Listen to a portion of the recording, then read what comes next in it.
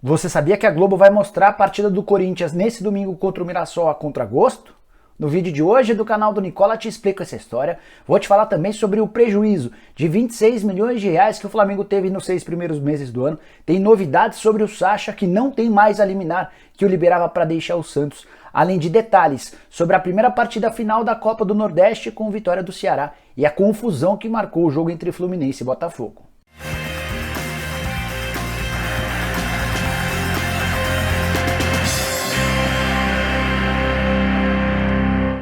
E aí pessoal, eu sou o Jorge Nicola, bem-vindos a mais um vídeo do canal, ótimo domingo para todos vocês, vídeo repleto de informações bem importantes.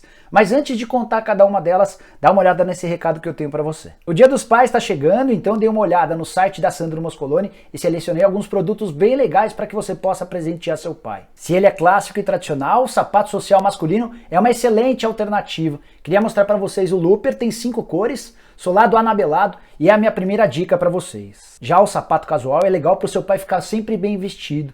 Consegue ser moderno e sofisticado, podendo ser usado em momentos mais informais no dia a dia. E aí eu separei a minha segunda dica, trata-se do Driver Jordan. Sapato super bonito, confeccionado em couro macio e leve, fácil de calçar, com 4 cores disponíveis para você. E para aqueles pais que têm estilo moderno, descolado, que gostam de uma aventura, mas não abrem mão de estar na moda, quero separar essa dica bem legal do tênis Cano Alto Interlagos. Ele é feito em couro, tem solado de borracha e uma exclusiva tecnologia que deixa o calçado super flexível. Gostou, né? Então dá uma olhada nos 3 links que eu deixei na descrição desse vídeo com cada uma das dicas de calçados. A Sandro Moscoloni ainda tem outras opções e promoções, como a que você pode comprar 2 pagando apenas 1. Bom, por hoje as dicas eram essas. Queria que você acessasse o site www.sandromoscoloni.com.br. Lembrando que tem também a promoção, se você usar o cupom Canal do Nicola, você ganha 10% de desconto na compra de qualquer produto. Bora começar o vídeo falando sobre Botafogo e Fluminense que se enfrentaram na noite desse sábado. Mas o que mais chamou a atenção nesse amistoso, de pouca relevância, só amistoso de preparação para o Campeonato Brasileiro, foi o fato de torcidas organizadas dos dois times terem conseguido arranjar confusão, terem brigado, mesmo numa partida amistosa sem presença de torcida. Numa clara demonstração de que essa briga foi marcada independentemente da realização do jogo. Confusão que aconteceu na Vila da Penha, na zona norte do Rio de Janeiro, e envolveu torcedores do Botafogo, do Fluminense e, acredite, até do Vasco. Teve torcedor de uniformizada do Vasco que se juntou a do Botafogo para brigar contra os torcedores do Fluminense. Com direito a pau, caixote, cadeira e até um disparo de arma. Isso, arma de fogo. Confusão absolutamente inexplicável. Cenas bem feias, eu nem vou colocar as cenas aqui porque não quero dar moral nem visibilidade para esses baderneiros que se travestem de torcedores. Falando sobre o amistoso em si, o desse sábado terminou empatado em 1-1. O Evanilson abriu o placar a favor do Fluminense. O empate saiu no segundo tempo com o gol do Matheus Baby. Na semana passada, no primeiro amistoso entre as duas equipes, o Fluminense havia vencido por 1-0 com o gol do Michel Araújo. 2 amistosos que renderam R$300 mil para as duas equipes. A Globo decidiu pagar essa grana para os times para poder fazer a transmissão das duas partidas, 150 mil para cada um. Queria chamar atenção para outro detalhe interessante. A Botafogo TV fez a transmissão da partida de ontem e chegou a ter quase 80 mil pessoas de forma simultânea assistindo ao jogo, especialmente no segundo tempo. Bora falar sobre a primeira partida final da Copa do Nordeste que deixou o Ceará bem perto da conquista do título. Vitória por 3-1 em cima do Bahia, em jogo disputado nesse sábado no estádio Pituaçu. Como é que fica a partir de agora? Os dois times se enfrentam na próxima terça-feira, a partir das 9h30 da noite. O Bahia só é campeão se vencer por 3 gols de diferença. Se fizer 2 gols de vantagem em relação ao Ceará, o jogo vai para os pênaltis, ou seja, o Ceará joga por uma vitória, por um empate ou até por uma derrota por 1 gol de diferença. Ótima vantagem conquistada pelo time do Guto Ferreira, que fez grande apresentação, especialmente no segundo tempo. Primeiro tempo equilibrado, o primeiro gol é do Bahia, gol marcado pelo Fernandão com uma falha do Fabinho. 2 minutos depois sai o gol de empate, o gol do Ceará, em falha do Juninho Capixaba, o ex-lateral esquerdo do Corinthians. O gol foi marcado pelo Fernando Sobral. Veio o segundo tempo e o Kleber, atacante do Ceará, colocou o vovô em vantagem, 2-1, gol marcado aos 11. E o curioso é que o Kleber já havia marcado 7 gols na temporada, nenhum gol na Copa do Nordeste. O placar de 3-1 foi definido pelo Matheus Gonçalves, que havia entrado um pouco antes, e o Matheus marcou pela segunda vez na temporada os 2 gols em cima do Bahia. Atuação bem ruim do time de Roger Machado, que ainda não havia tomado 3 gols numa mesma partida em 2020. time vai precisar mudar demais, especialmente o comportamento, se quiser ter chance de virar na próxima terça-feira.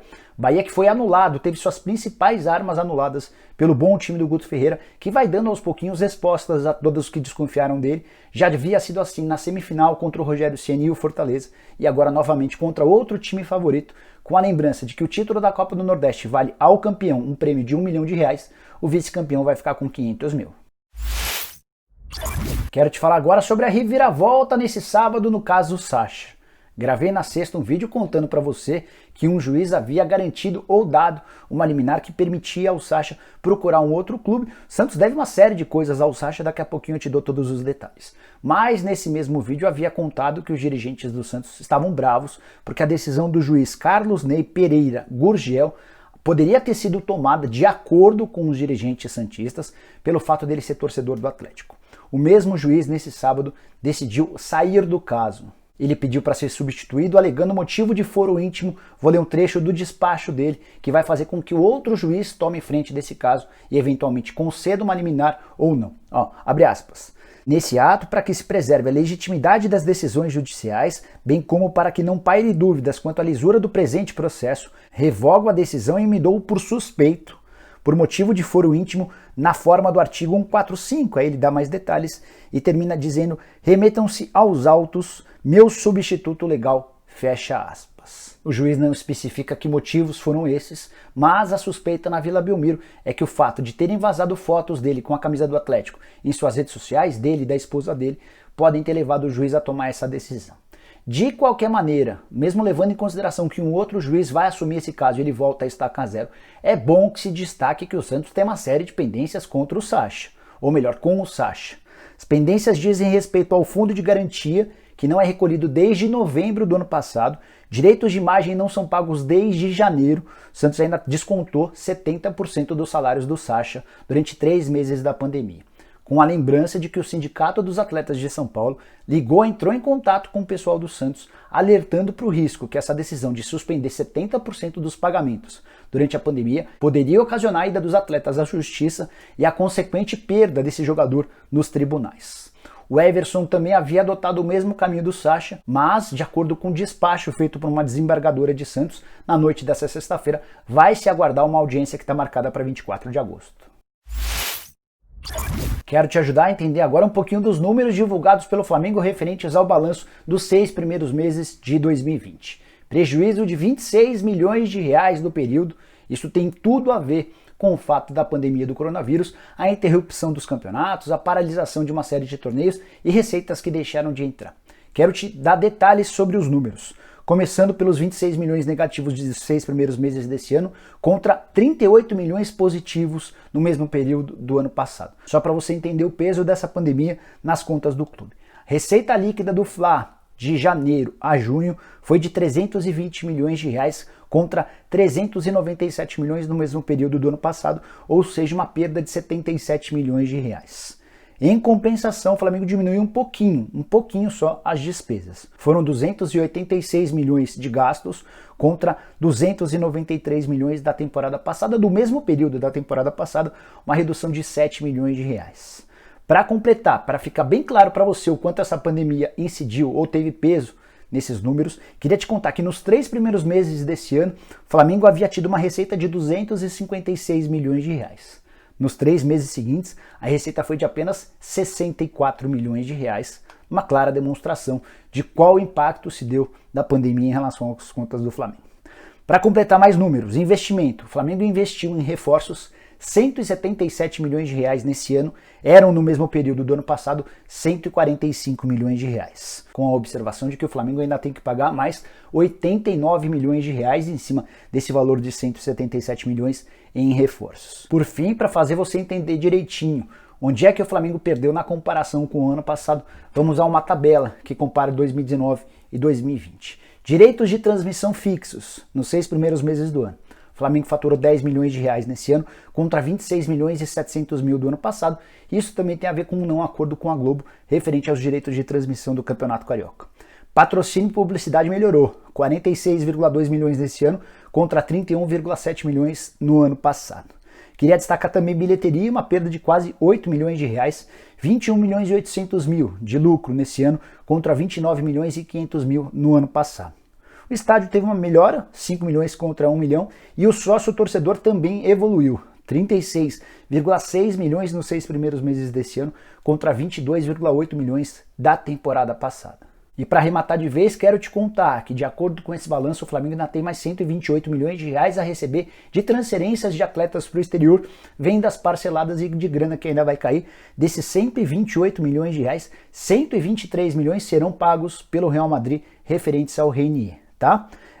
Por último, queria te contar que 12 milhões caíram no começo do mês de julho, por conta da transferência do Jean Lucas para o Lyon. Dessa maneira, o Lyon não tem mais qualquer dívida com o Flamengo. Esse relatório é concluído com a seguinte frase dos dirigentes do Flamengo, abre aspas: ainda hoje não é possível indicar com precisão o fim da crise, fecha aspas.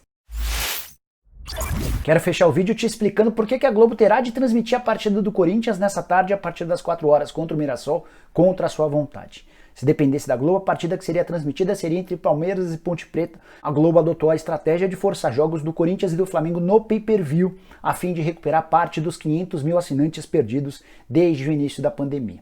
O presidente André Sanches, do Corinthians, já havia me revelado na noite de quinta-feira que era o Corinthians que jogaria às 19 horas desse domingo, com o Palmeiras jogando às 16. Mas o jornalista Gabriel Wacker revelou que, por conta de uma regra da FIFA, a Federação Paulista e a Globo tiveram de aceitar uma mudança na grade. Com o Corinthians jogando com o Mirassol às 16 horas e às 19 horas a partida entre Palmeiras e Ponte Preta, os confrontos que vão decidir os finalistas do Campeonato Paulista, confrontos únicos, tá? Aqueles que vencerem nesse domingo estarão na final. Você deve estar se perguntando que regra é essa, certo?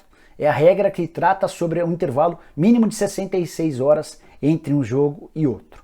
Ponte Preta venceu o Santos num jogo que começou às 9 horas da quinta-feira. E, se entrasse em campo às 4 da tarde para enfrentar o Palmeiras, com o jogo transmitido pela Globo, não daria o prazo de 66 horas.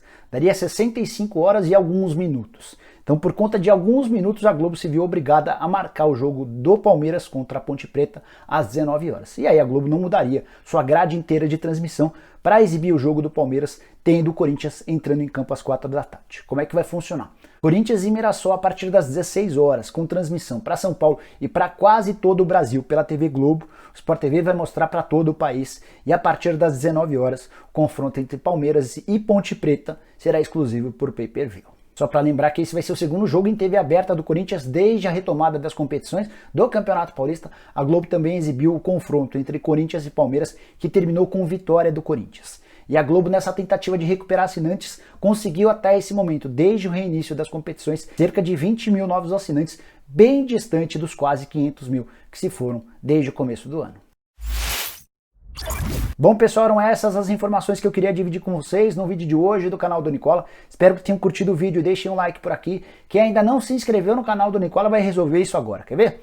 Só apertar esse botãozinho vermelho de inscreva-se, aproveita e aperta o sininho para ser notificado toda vez que eu fizer vídeo novo ou live. E por falar em live, a tradicional live aos domingos do canal do Nicola está confirmada para as 8 da noite, aberta para todo mundo. Aqueles que são membros do canal do Nicola nas categorias Craque, Bola de Ouro e Lenda Mundial, todos esses estão convocados para uma live exclusiva que começa às 19h30. Vejo vocês de noite. Tchau, tchau!